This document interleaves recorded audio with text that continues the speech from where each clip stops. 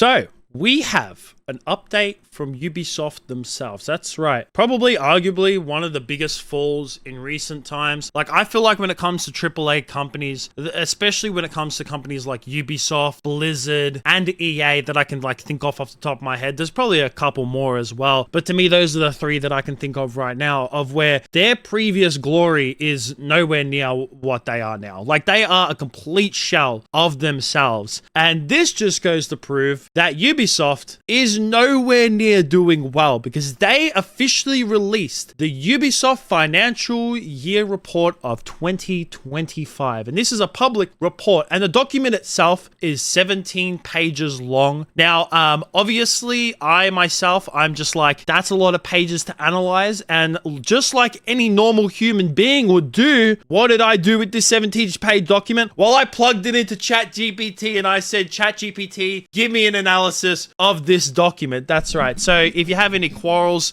with me putting out some information that's not right, well, you can take it up with fucking ChatGPT. But I downloaded the document, I uploaded it, and I said, please analyze this for me. And that's what it has done. Because I know a lot of people get like iffy with when it comes to AI, but trust me, I've gotten AI to analyze documents for me in the past, and like, you may have quarrels with AI, but that's one thing that I could say. It's just like, it's very good at analyzing documents of when you plug it into. Okay, I have to be fucking sure of this. I have to make sure that like, I get it through the viewer's brain. But anyways, so there's about like 5 takeaways that the ChatGPT analyzed for me. So that is exactly what we're going to do. And the first one that we are looking through, and is really like the main point of this as well, of it just goes to show just how bad Ubisoft is doing, because we can look at the stock prices, and the stock prices of Ubisoft have been dropping for a long time now. Like, they've just been in a steady decline for like, what, the last 5 years or so. And legitimately, I think the only thing that's actually been holding them up would have to be Rainbow Six Siege. Like, that's not even a joke. But now we have the financial report, and as you can see here, is that the revenue and bookings, the net bookings is one of the biggest things, is that they are $1.85 billion below the target, and they say it's due to partnership timing issues. I'm sorry, but if you were down by like, you know, a few mil or whatever, then like, yeah, understandable, right? Like, yes, understandable. But you're gonna blame $1.85 billion on partnership timing, or euros, sorry. I'm gonna say dollars, but it's in euros. And then if we look at the profitability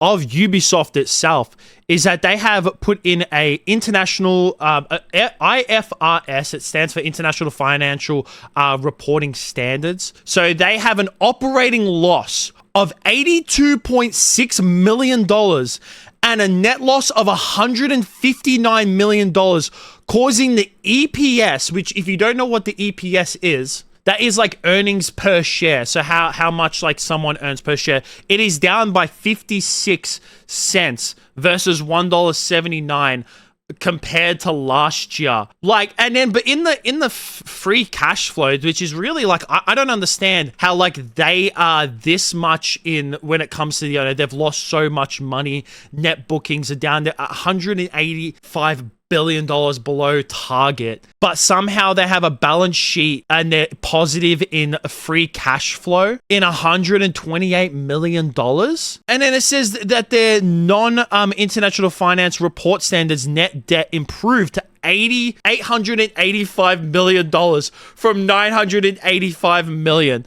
So they have a debt of over 800 million. Yes, it's so much of $100 million in 1 year, but Jesus Christ. And then we go down to what it's franchise and game highlights. And this to me is the most laughable part, right? Is where they talk about Assassin's Creed Shadows. Second best day one sales in franchise history after Valhalla.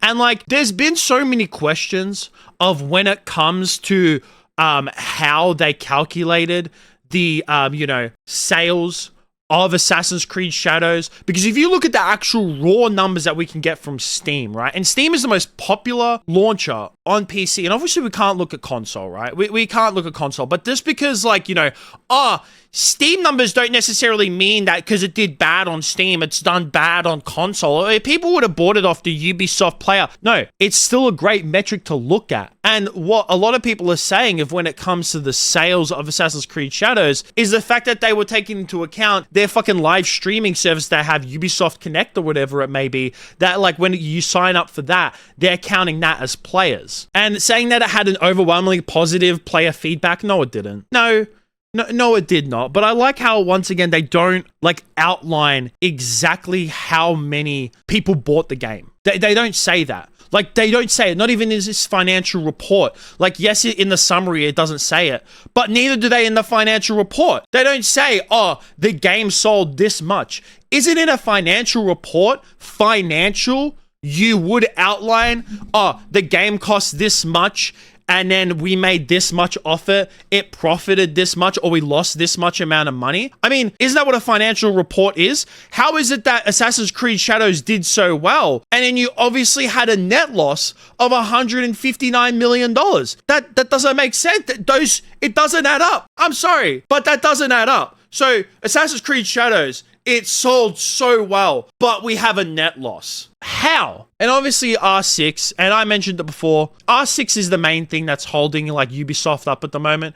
Like, legitimately, R6 is carrying that entire company on their back. No thanks to fucking Jinxie as well for resurrecting the game a few years ago when he got really popular on Twitch. Because that game was like, it wasn't fully dead. Like, it wasn't dead in the waters, but it wasn't as popular as it is now. Like, it's kind of resurgent, especially with Siege X coming out as well, which I'm quite excited for. I think Siege X looks extremely good. It's the only thing keeping them alive. And then they talk about strategic transformation, which I kind of like touched on this. I made a video about this, about how, you know, Tencent, who is the company, a Chinese company, they own companies like Riot Games and Triple G. They are starting to, like, you know, pretty much kind of inadvertently take over Ubisoft. Like, they have given them massive IPs of when it comes to Assassin's Creed, Far Cry, and Rainbow Six. They're kind of giving those to Tencent. Tencent has created a new subsidiary inside of Ubisoft and has invested $1.16 billion into Ubisoft to like focus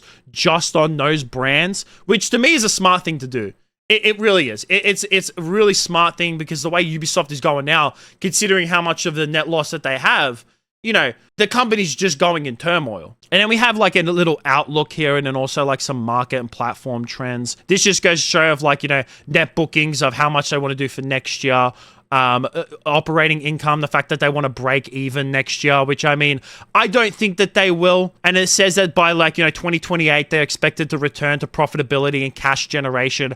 I think that that's when they will. I don't see them breaking even next year, because I feel like they probably still have some games that they've been cooking up over the last few years that still kind of, you know, aren't really like great, like Assassin's Creed Shadows was, or anything else that Ubisoft has released in recent times. Like, I can't see them, you know, making up a profit or even breaking even in the next year. I would say they have to give it another year, and then the year after that is when they might start generating cash again. And this is legitimately all due to the fact that they have started to, you know, Tencent is investing in the company and has made a complete different subsidiary within Ubisoft. And obviously, when it comes to market and platform trends, that just talks about, you know, geographic sales and platform trends, which I'm not really like, you know, too fussed about that. But it also is interesting the fact that they say console share dropped from 56% to 45%. And then people are saying when it's Assassin's Creed Shadows is that like, oh, just because it didn't sell well on, you know, PC doesn't mean it didn't sell well on console. Well, they just showed that the console share dropped from 56% to 45%. So I don't know what you have to say about that. So yeah,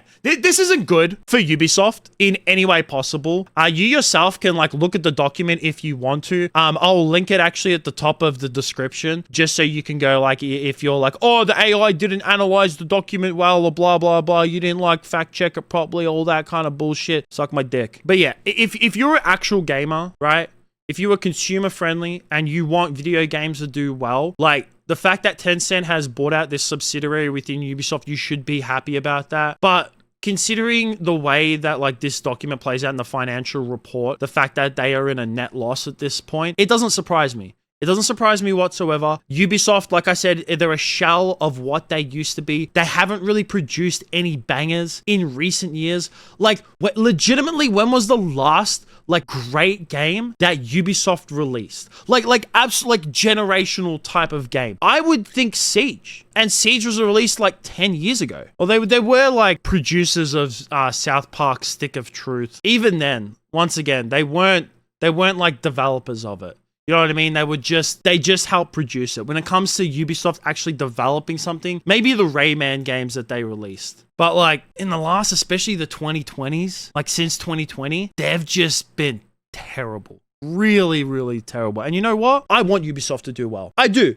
Because I grew up playing their video games. You know, if you look in the background, you know, that right there. Where is it? That's a statue from Assassin's Creed 3. That's Connor themselves. I've got you know, Assassin's Creed Encyclopedia from one of the special editions from one of the older games. I think it came with Revelations. Loved Assassin's Creed 2. It's one of my favorite games ever. So like, yeah, I have a lot of love for Ubisoft. I like Far Cry 3. Fucking absolutely loved that game. Played the shit out of it. So yeah. So it's like, I want them to do well, but they've brought this on themselves. The fact that they're in a net loss doesn't surprise me. But hopefully, like I said, with Tencent buying a subsidiary, bright future. Very, very bright future. But I'd definitely like to hear what you guys think about this whole entire situation down below. It's going to be it from me. Make sure you like, subscribe, all that kind of stuff.